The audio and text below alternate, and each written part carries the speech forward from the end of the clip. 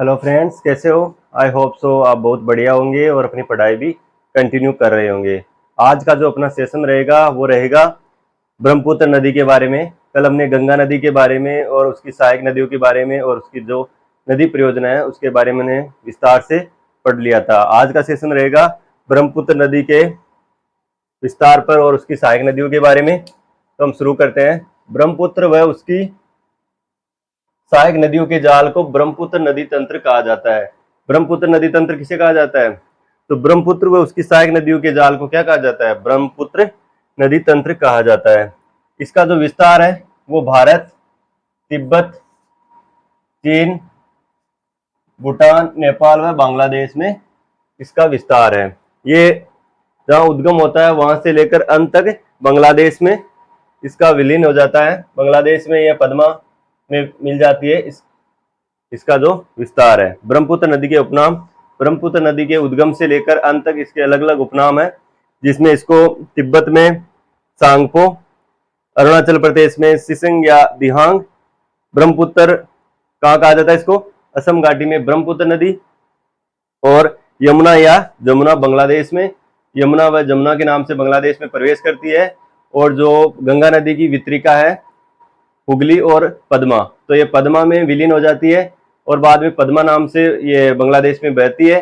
उसके बाद में इसमें मेघना नामक नदी आकर मिल जाती है और फिर मेघना के नाम से ये बंगाल की खाड़ी में चली जाती है। तो हम देखते हैं इसकी जो कुल लंबाई है वो कितनी है। इसकी कुल लंबाई 2900 किलोमीटर है। इसकी कुल लंबाई कितनी है? 2900 किलोमीटर। और भारत में इसकी लंबाई कितनी है? 916 किलोमीटर। जो ब्रह्मपुत्र की कुल लंबाई है 2900 किलोमीटर और भारत में इसकी 916 किलोमीटर है। भारत की सबसे लंबी नदी हमने कल पढ़ी थी, गंगा नदी भारत की सबसे लंबी नदी है, जिसकी लंबाई 2525 किलोमीटर है और यह भारत की एक प्रमुख नदी है।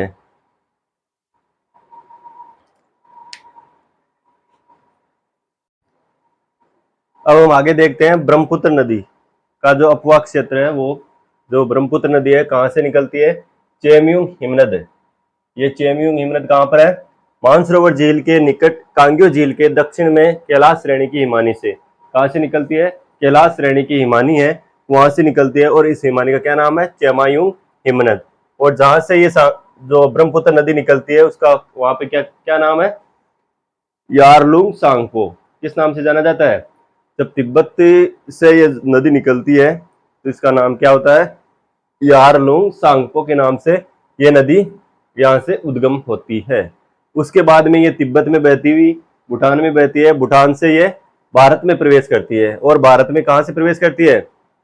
भारत में अरुणाचल नामक जो अरुणाचल प्रदेश है वहां से ये प्रवेश करती है और नामचा बरवा दर्रा है वहां से ये गार्ड्स के रूप में बहती हुई भारत में प्रवेश करती है। भारत में प्रवेश करते समय ये अरुणाचल प्रदेश में शुरुआत करती है, जहां से इसमें दिहांग, दिबांग और लोहित नदियां आकर इसमें मिलती है। कौन कौन सी नदियां हैं? दिहांग है, दिबांग है, दिहांग, दिबांग और लोहित, ये नदियां आकर मिलती है। और इस पे जो नदीय द्वीप बना हुआ है, विश्व का सबसे बड़ा नदीय द्वीप माजुली द्वीप है जो असम में स्थित है। ये विश्व का सबसे बड़ा नदीय द्वीप है जो कि किस नदी पर बना हुआ है? ब्रह्मपुत्र नदी पर बना हुआ है, विश्व का सबसे बड़ा नदीय द्वीप। इसके बाद में इसे सुबनगिरी नदी आकर मिलती है। ये जो सुबनगिरी नदी है ये तिब्बत के पठार से निकलती है। कहाँ से निकलती है? तिब्बत के पठार से, तिब्बत से निकलती है। और तिब्बत जो हिमालय क्षेत्र है हिमालय से निकलती है और हिमालय को चीर कर ये तिब्बत से ये कहाँ प्रवेश करती है? ये प्रवेश करती है ब्रह्मपुत्र नदी में प्रवेश करती है, असम में इसमें मिल जाती है। इसके बाद में ये दाईं ओर से धनसिरी नदी आकर मिलती है इसमें। इसके बाद में कामेंग है जो बाईं ओर से मिलती है मेघालय में। मेघालय में जो गारो, खासी, जयंती पहाड़ियां हैं, कौन सी पहाड़ियां हैं? गारो है, खासी है, जयंतिया, ये पहाड़ियां हैं। इस पहाड़ी में सबसे ज्यादा बारिश होती है। ये जो सबसे ज्यादा बारिश होने वाला स्थान कौन सा है? मौसिनराम, जो यहीं पे स्थित है। मौसिनराम कहाँ पर स्थित है? मेघालय में स्थित है। सबसे ज्यादा बारिश होती है। और इसके बाद में हम देखते हैं मानस, संकोच, जल ढाका। इसकी जो सहायक नदियां कौन सी हैं? मानस है, जल संकोच है और जल ढाका नदी ये इसमें प्रवेश करती है। इसके बाद में ये धुबरी गोलकुंडा, कौन सा स्थान है? धुबरी गोलकुंडा।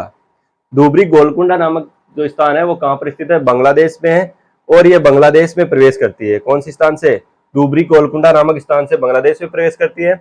और जैसे ही बांग्लादेश में प्रवेश करती है तो इसमें कौन सी नदी आकर मिलती है? इसमें तिस्ता नदी आकर बांग्लादेश में इसमें मिल जाती है। तिस्ता नदी जो कि जम्मू ग्लेशियर चोमाल जो चोलामू लेक है वहां से निकलती है। कौन सा क्षेत्र है? जम्मू ग्लेशियर चोलामू लेक से यह नदी निकलती है, तिस्ता नदी, और पश्चिम बंगाल के उत्तरी हिस्से से, उत्तरी पश्चिम बंगाल में बहती हुई ये कहां से आती है? उत्तरी पश्चिम जो जम्मू ग्लेशियर चोलामू लेक है वहां से इसका उद्गम होता है और उत्तरी पश्चिम बंगाल में बहती हुई यह बांग्लादेश में प्रवेश करती है और बांग्लादेश में ब्रह्मपुत्र नदी में मिल जाती है। कि कौन सी नदी में मिल जाती है? ब्रह्मपुत्र नदी में मिल जाती है। ब्रह्मपुत्र नदी में जो जब तिस्ता नदी मिलती है, जो ब्रह्मपुत्र नदी है उसमें जब तिस्ता नदी मिलती है तो इसका नाम क्या हो जाता है? जमुना। इसका नाम क्या हो जाता है? जमुना, जमुना या यमुना। ये बांग्लादेश में जमुना या यमुना नाम से बहती है। उसके बाद में जो गंगा नदी है, गंगा नदी की जो मुख्य जो नदी है वो तो हुगली है, और जो इसकी वितरिका है पद्मा।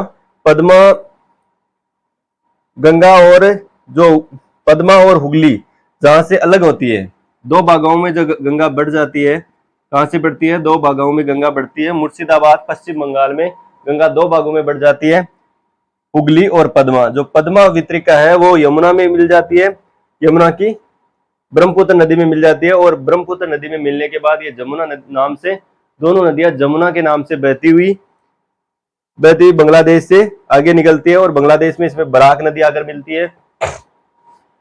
कौन सी नदी है? बराक नदी आकर मिलती है, और फिर मेघना नदी, और मेघना के नाम से ये बंगाल की खाड़ी में विलीन हो जाती है। किस नाम से? पद्मा और जो पद्मा और जमुना, ये दोनों नदियां मिलकर मेघना के नाम से बंगाल की खाड़ी में विलीन हो जाती है। तो शुरू में हम देखते हैं कि जो गंगा नदी है उसका जो शुरू में नाम अलग होता है, अलकनंदा और भागीरथी, दो नदियों के नाम से ये बहती हुई, ये बाद में गंगा, गंगा से पद्मा के नाम से, और पद्मा से जमुना, और फिर मेघना के नाम से गिरती है। वहीं पे जो ब्रह्मपुत्र नदी है वो शुरू में जहाँ इसका उद्गम होता है वहां पे यारलोंग सांगपो के नाम से, फिर इसका नाम जब भारत में प्रवेश करती है तो सिहांग या दिबांग के नाम से ये भारत में प्रवेश करती है। किस नाम से? सिहांग या दिबांग के नाम से भारत में प्रवेश करती है। भारत में प्रवेश करने के बाद में असम में इसको, असम जो राज्य है वहां पे इसको क्या कहा जाता है? असम राज्य में इसे ब्रह्मपुत्र नदी कहा जाता है। ब्रह्मपुत्र नदी के बाद में ये जब बांग्लादेश में प्रवेश करती है, और बांग्लादेश में जैसे ही इसमें तिस्ता नदी आकर मिलती है तो इसका नाम क्या हो जाता है? जमुना हो जाता है। और जमुना के बाद में इसमें जमुना में पद्मा मिल जाती है, फिर पद्मा के जो जमुना के नाम से बहती है, और जमुना के बाद में इसमें बराक और फिर मेघना नदी आकर मिल जाती है। फिर जब बंगाल की खाड़ी में गिरती है तो ये मेघना के नाम से ये दोनों नदियां जो बड़ी नदियां हैं दोनों, गंगा और जो गंगा और ये तो जो जमुना है, और बांग्लादेश में ये दोनों नदियां मिलती है, ब्रह्मपुत्र और गंगा। बाद में हम देखते हैं कि जो इसकी जो बाईं और दाईं ओर से जो नदियां मिलती है, मैंने कल ही आपको बताया था कि जब हम बायां और दायां, जब नदी का बायां और दायां देखते हैं तो हमें थोड़ा कंफ्यूजन रहता है कि बायां साइड कौन सा है और दायां साइड कौन सा है।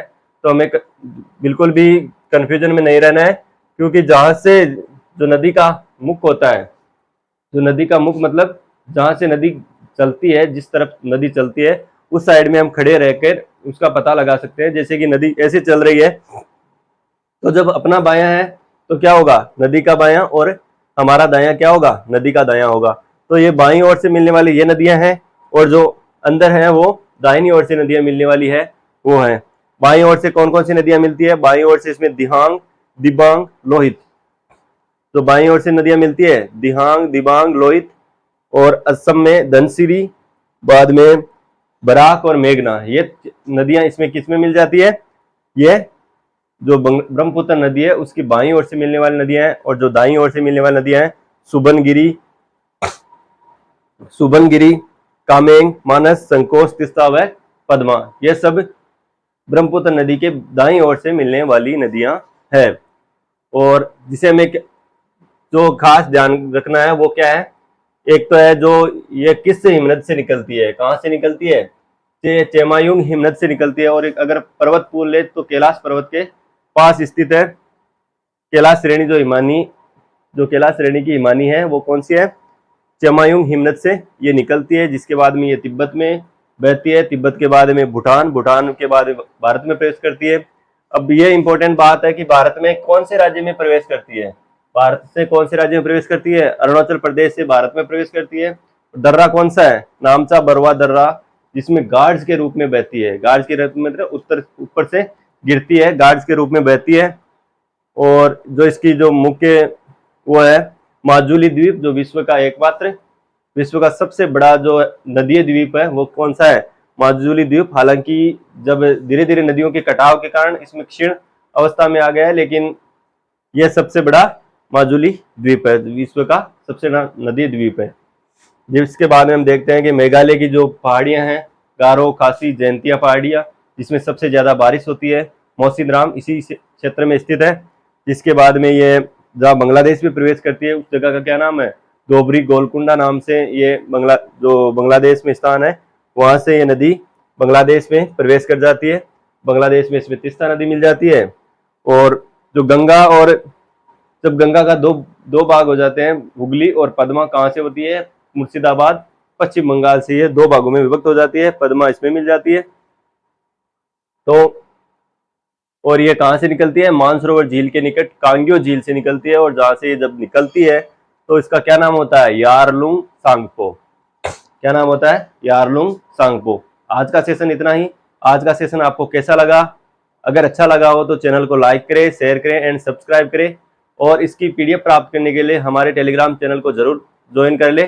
टेलीग्राम चैनल का जो लिंक है वो आप डिस्क्रिप्शन बॉक्स में मिल जाएगा। Thank you for watching. Thank you.